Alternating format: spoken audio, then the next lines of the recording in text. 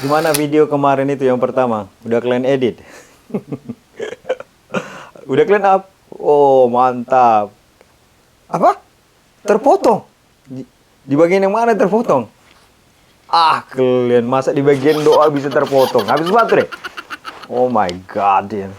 Kusuruh lah kalian nanti disuntik vaksin pemerintah Jepang duluan ya. Kurang mantap kalian. Wah, jago kali awak berdoa di situ. Terpotong pula kalian buat. Aduh. Gimana ya kalian ini? Jadi kalian gimana kalian buat? Kalian bagus-bagus enggak? Ya. View-nya? Banyak nggak view-nya? Jangan pula nggak ada view-nya ya. Kayak pandai-pandai lah kalian biar banyak view-nya. Awak modal-modal pas-pasan ya baca Alkitab ini kan. Ya udahlah, nanti hari ini kita mulai aja lagi ya. Mana udah siap semua? Baterai udah dicek kan? Nggak ada lagi istilah habis-habis baterai ya. Parah kalian, parah kali.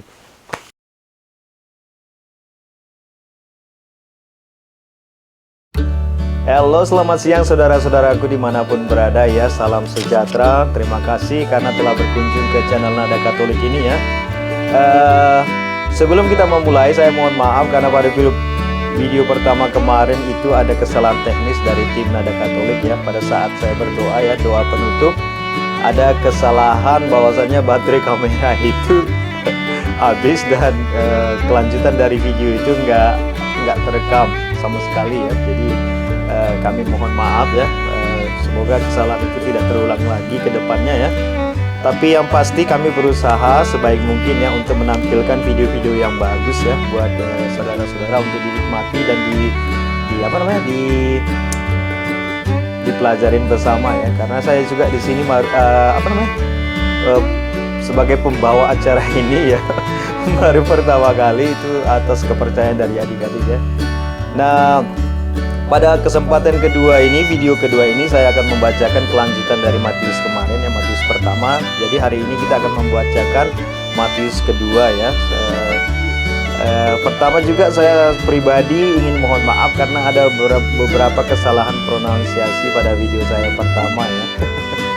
Biar maklum aja. Nggak usah segan-segan saudara-saudaraku bila ada komentar atau kalau ada suggestion ya, kalau ada pendapat atau arahan ya, silakan di komen aja dengan senang hati. Nanti adik-adik dari Nada Katolik akan mencek dan akan menyampaikan kepada saya agar video-video berikutnya kita dapat memperbaikin ya bagian-bagian yang perlu diperbaikin ya. Nah, oke lah saudara-saudaraku, sebelum kita lanjut ya, jangan lupa ya, seperti permintaan adik-adik selalu ya, silakan like, share, subscribe dan viralkan video ini. Oke, terima kasih. Jadi kita akan memulai. Pertama saya akan buka dulu, persiapkan halamannya saudara-saudaraku ya. Seperti yang saya ucapkan tadi, hari ini kita akan membaca Matius 2 ya saudara-saudaraku, di mana pada Matius 2 ayat 1 sampai dengan 11 ayat 1 sampai dengan 11 itu tentang orang-orang Majus yang datang dari timur ke Yerusalem ya. Dan dari ayat ke-13 sampai dengan 15 itu tentang penyingkiran ke Mesir ya, mana Yusuf diperintahkan oleh malaikat untuk mengungsi ke Mesir ya. Di ayat ke-16 ya saudara-saudaraku sampai ke-18 itu tentang pembunuhan anak-anak di Bethlehem oleh Raja Herodes ya, anak-anak di bawah umur tahun ya. Anak-anak di bawah umur 2 tahun ya saudara-saudaraku ya. Dan di ayat ke-19 itu kembali dari Mesir ya saudara-saudaraku. Jadi di sini ceritanya agak menarik ya firman Tuhan ini ya. Semoga kita dapat menghayatinya dengan baik ya. Baiklah saudara-saudaraku, saya akan bacakan ayat pertama ya. Matius 2 ayat 1 ya. Matius 2 ayat 1. Sesudah Yesus lahir di Bethlehem di tanah Yudea pada zaman Raja Herodes, datanglah orang-orang Majus dari timur ke Yerusalem ya. Jadi orang-orang Majus itu datang dari timur ke Yerusalem ya. Pada ayat kedua dijelaskan maksud dan tujuan mereka, kenapa mereka datang ke Yerusalem ya saudara-saudaraku.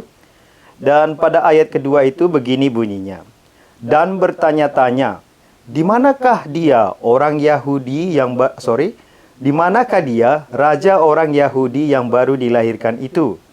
Kami telah melihat bintangnya di timur dan kami datang untuk menyembah dia. Jadi sebelum orang-orang Majus datang ke Yerusalem, mereka telah melihat bintang di daerah mereka ya, saudara-saudaraku. Dan di ayat ketiga itu begini bunyinya. Ketika Raja Herodes mendengar hal itu, terkejutlah ia berserta seluruh Yerusalem ya. Tentu saja mereka kaget ya saudara-saudaraku ya. Yang tanpa diduga-duga kok tiba-tiba ada orang dari timur, orang-orang Majus berbondong-bondong datang ke Yerusalem ya. Dengan tiba-tiba. Tentu sebagai seorang raja dia mempunyai tanda tanya ya. Jadi karena ada tanda tanya ini ya saudara-saudaraku, di ayat keempat dijelaskan sedikit ya. Jadi bunyinya seperti demikian. Maka dikumpulkanlah semua imam kepala dan ahli Taurat bangsa Yahudi. Wow. Lalu diminta keterangan dari mereka di mana Mesias akan dilahirkan. Jadi karena orang-orang Majus datang berbondong-bondong ke Yerusalem, Raja Herodes bertanya-tanya dalam dirinya. Jadi karena pertanyaan itu tidak menemukan jawaban, akhirnya Raja Herodes memanggil imam kepala dan ahli Taurat bangsa Yahudi ya. Lalu pada ayat kelima begini bunyinya saudara-saudaraku. Para imam kepala dan ahli Taurat menjawab dengan demikian di ayat kelima ini. Mereka berkata kepadanya, di Bethlehem di tanah Yudea, karena demikianlah ada tertulis dalam kitab Nabi. Sebenarnya itu udah tertulis ya saudara-saudaraku di dalam kitab Nabi. Dan bagaimana bunyi kitab Nabi itu akan dijelaskan pada ayat ke-6 ya saudara-saudaraku. Mari kita simak ayat ke-6-nya ya. Mohon maaf. Dan engkau Bethlehem, tanah Yehuda, engkau sekali-sekali bukanlah yang terkecil di antara mereka yang memerintah Yehuda, karena daripadamulah akan bangkit seorang pemimpin yang akan menggembalakan umatku Israel. Jadi di dalam apa itu saudara-saudaraku, di dalam kitab sudah tertulis sebenarnya sebelumnya ya, bahwasanya di daerah Yehuda itu akan lahir pemimpin ya saudara-saudaraku. Nah, setelah mendengar itu tentu Raja Herodes merasa posisinya terancam ya, karena kemungkinan ini raja baru akan dikagumi banyak orang. Jadi dia merasa posisinya terancam. Dan itu bisa kita lihat pada ayat ke-7 ya. Dia mempunyai siasat, tentunya sebagai seorang pemimpin mempunyai siasat tersendiri ya. Dan pada ayat ke-7 itu begini bunyinya saudara-saudaraku. Lalu dengan diam-diam Herodes memanggil orang-orang Majus itu dan dengan teliti bertanya kepada mereka bila mana bintang itu nampak. Jadi dia Raja Herodes memanggil orang-orang Majus itu, ditanyain kira-kira mereka sudah tahu atau belum di mana sebenarnya ya. Jadi pada ayat ke-8 ya, Raja Herodes kembali memasukkan siasatnya ya. Kemudian ia menyuruh mereka ke Bethlehem, katanya, pergi dan selidikilah dengan seksama hal-hal mengenai anak itu, dan segera sesudah kamu menemukan dia, kabarkanlah kepadaku supaya aku pun datang menyembah dia. Inilah yang diucapkan Raja Herodes kepada orang-orang Majus itu. Jadi supaya kalau orang-orang Majus itu menemukan di mana bayi Yesus dilahirkan, segera memberikan informasi kepada Raja Herodes ya. Lalu pada ayat ke-8 setelah mendengar kata-kata raja itu, berangkatlah mereka dan lihatlah bintang yang mereka lihat di timur itu mendahului mereka hingga tiba berhenti di atas tempat di mana anak itu berada ya. Jadi mereka akhirnya bersukacita karena mereka juga melihat apa yang mereka lihat di tempatnya pada saat itu ya. Dan itu perasaan sukaria mereka itu dituliskan dalam ayat 10 saudara-saudaraku. Ketika mereka melihat bintang itu, sangat bersukacitalah mereka, ya, seperti yang saya jelaskan tadi. Lalu pada ayat ke-11, maka masuklah mereka ke dalam rumah itu dan melihat anak itu bersama Maria, ibunya. Ya. Lalu sujud menyembah dia, mereka pun membuka tempat harta bendanya dan mempersembahkan persembahan kepadanya, yaitu emas, kemenyan, dan mur. Ya, akhirnya mereka bertemu, saudara-saudaraku, ya, menemukan. Lalu mereka bersujud dan memberikan persembahan kepadanya, ya, saudara-saudaraku. Dan di ayat ke-12, ya, saudara-saudaraku, saya lanjutkan saja, ya. Dan karena peringatan dalam mimpi supaya jangan kembali kepada Herodes, maka pulanglah mereka ke negerinya melalui jalan lain. Jadi akhirnya orang-orang Majus itu setelah menemukan tempat di mana Yesus dilahirkan, mereka tidak memberi informasi sama sekali kepada Raja Herodes, ya, saudara-saudaraku, ya. Tentu ini membuat seorang raja besar, ya, akan marah, saudara-saudaraku, ya. Nah, pada ayat ke-13 kita akan lanjutkan di sini tentang penyingkiran ke Mesir, seperti yang saya ucapkan pada awalnya tadi, ya, saudara-saudaraku. Begini bunyinya ayat 13. Setelah orang-orang Majus itu berangkat, nampaklah malaikat Tuhan kepada Yusuf dalam mimpi dan berkata. Jadi malaikat Tuhan datang kepada Yusuf, saudara-saudaraku, ya. Apa yang dikatakan malaikat itu begini bunyinya, saudara-saudara. Bangunlah, ambillah anak itu serta ibunya, larilah ke Mesir dan tinggallah di sana sampai aku berfirman kepadamu. Karena Herodes akan mencari anak itu untuk membunuh dia. Nah, ini saudara-saudaraku. Jadi malaikat memberikan pesan kepada Yusuf untuk mengungsi ke Mesir karena Raja Herodes sedang mencari dan akan membunuh bayi Yesus, ya, saudara-saudaraku. Dan di ayat ke-14 saya lanjutkan. Maka Yusuf pun bangunlah, diambilnya anak itu serta ibunya malam itu juga, lalu menyingkir ke Mesir, ya, dan tinggal di sana hingga Herodes mati. Hal itu terjadi supaya genaplah yang difirmankan Tuhan oleh Nabi dari Mesir, kupanggil anakku. Ya. Ini tadi ayat 15, maaf saudara-saudara, saya lanjut langsung tanpa memberikan pemberitahuan. Itu sekaligus tadi ayat 15. Kita bayangkan, ya, saudara-saudaraku, ya, seorang ibu dan suami istri baru melahirkan, ya, disuruh mengungsi. Tadi saya coba cek di internet, ya, saudara-saudaraku, antara Yerusalem ke Mesir itu kurang lebih 680 km jarak tempuhnya, saudara-saudara. Kita bayangkan aja, ya, seorang istri baru melahirkan anak dalam umuran beberapa hari harus mengungsi dengan jalan kaki, tentu dengan naik ke unta atau menggunakan hewan-hewan pada zaman itu, ya. Tapi 600 lebih kilometer, ya, saudara-saudaraku, ya. Itu sangat jauh, ya, saudara-saudaraku, ya. Nah, setelah itu kita memasukin ayat 16, ya, saudara-saudaraku, tentang pembunuhan anak-anak di Bethlehem. Ini karena Raja Herodes merasa marah dan merasa orang-orang Majus tidak mendengar perintahnya, ya. Nah, di ayat ke-16 itu seperti ini diucapkan, saudara-saudaraku. Ketika Herodes tahu bahwa ia telah diperdaya oleh orang-orang Majus itu, ia sangat marah. Lalu ia menyuruh membunuh semua anak di Bethlehem dan sekitarnya, yaitu anak-anak yang berumur 2 tahun ke bawah, sesuai dengan waktu yang dapat diketahui dari orang-orang Majus itu. Jadi ini Raja Herodes sudah langsung perintah, saudara-saudaraku, membunuh semua bayi yang ada di Yerusalem, bayi-bayi yang berumur 2 tahun ke bawah, ya, saudara-saudaraku. Ini sangat mengerikan, ya.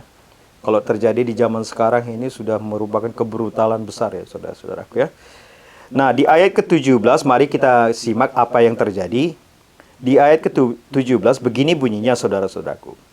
Dengan demikian genaplah firman yang disampaikan oleh Nabi Yeremia, ya. Lalu ayat ke-18, terdengarlah suara di Rama, tangis dan ratap yang amat sedih. Rahel menangisi anak-anaknya dan ia tidak mau dihibur sebab mereka tidak ada lagi. Ya, tentu pada saat itu ada juga orang tua yang kehilangan, memang benar-benar dibunuh ya saudara-saudaraku ya. Kita bayangkan aja kalau anak kita ya umur 2 tahun ke bawah ya, tiba-tiba diambil dari pangkuan kita, langsung dibunuh di depan mata kita. Itu lagu jenis apapun saya rasa tidak akan bisa menghibur sesaat itu kalau pada kita ambil ke diri kita sendiri ya saudara-saudaraku ya. Mau dikasih lagu dangdut kayak lagu pop, hip hop, rock atau apapun, lagu rohani sekalipun saya rasa itu nggak semudah itu ya saudara-saudaraku. Tapi ya itulah yang terjadi pada saat itu saudara-saudaraku ya. Nah, kita kembali ke ayat 19 ini tentang kembali ke Mesir ya. Kembali dari Mesir ya. Di sini tadi sudah ada firman Tuhan ya melalui malaikat yang mengatakan, mengungsilah ke Mesir sampai aku mengeluarkan firman baru kepadamu. Jadi di ayat ke-19 ini akan kita temukan kembali apa sebenarnya firman yang akan diterima Yusuf ya saudara-saudaraku. Jadi di ayat ke-19 saya bacakan. Setelah Herodes mati, nampaklah malaikat Tuhan kepada Yusuf dalam mimpi di Mesir. Katanya, langsung ke ayat 20 ya saudara-saudaraku. Bangunlah, ambillah anak itu serta ibunya dan berangkatlah ke tanah Israel, karena mereka yang hendak membunuh anak itu sudah mati. Jadi di sini Yusuf menerima kabar, pesan dari malaikat, firman baru bahwasannya Raja Herodes sudah mati dan mereka sudah diperintahkan untuk kembali ke Yerusalem ya saudara-saudaraku. Tetapi ya saudara-saudaraku, di ayat 21 kita simak. Lalu Yusuf pun bangunlah, diambilnya anak itu serta ibunya dan pergi ke tanah Israel. Nah, di ayat ke-22 ini saudara-saudaraku. Tetapi setelah didengarnya bahwa Arkelaus, ini sangat sulit ya saudara-saudaraku untuk dipronunciasi. Saya ucapkan sekali lagi ya saudaraku. Tetapi setelah didengarnya bahwa Arkelaus menjadi raja di Yudea menggantikan Herodes, ya, ayahnya, ia takut ke sana karena dinasihati dalam mimpi. Pergilah Yusuf ke daerah Galilea, saudara-saudaraku ya. Jadi seperti yang kita ketahui ya, di zaman sekarang juga ini kalau seorang raja meninggal itu yang menggantikan garis keturunannya ya. Jadi tentu rasa khawatir dari Yusuf itu sangat beralasan ya saudara-saudaraku. Nah, di ayat di ayat ke-23 ini adalah ayat terakhir pada Matius 2 ya saudara-saudaraku. Setibanya di sana, ia pun tinggallah di sebuah kota yang bernama Nazaret.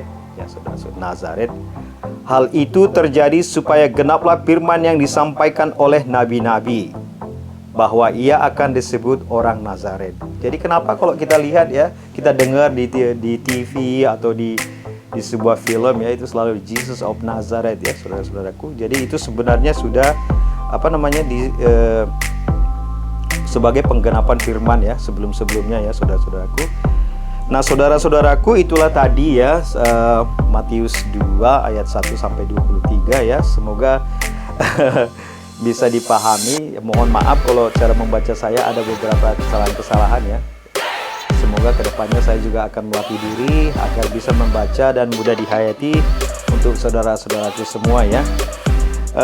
Seperti yang saya sebutkan kemarin ya saudara-saudaraku, bagi saudara-saudara atau adik-adik di rumah ya, tentunya nggak selalu punya waktu untuk membaca Alkitab ya. Dan itu juga terjadi kepada diri saya lama ya saudara-saudaraku. Saya tidak punya waktu untuk membaca Alkitab ya, menyentuh juga jarang. Tapi ini ya momen-momen yang bagus, karena di zaman pandemik ini, bukan di zaman ya, di masa pandemik ini saya punya waktu dan saya diberikan tawaran dari adik-adik Nada Katolik ya yang berbaik hati, karena melihat situasi saya itu yang mungkin kelihatan kurang beriman, kurang dekat kepada Tuhan, lalu mereka menawarkan kepada saya untuk mengisi acara pembaca Alkitab walau dengan apa adanya ya. Dan jangan lupa ya saudara-saudaraku ya, bila berkenan silakan like, share, dan subscribe channel ini supaya adik-adik Katolikku lebih semangat. Adik-adik di tim Nada Katolik lebih semangat untuk membuat video ya, dan lebih semangat lagi datang ke studio saya ini untuk mengambil video untuk diisi di channel Nada Katolik ya, supaya isi videonya bervariasi ya. Oke lah saudara-saudaraku, pada kesempatan ini saya mohon diri. Sebelumnya kita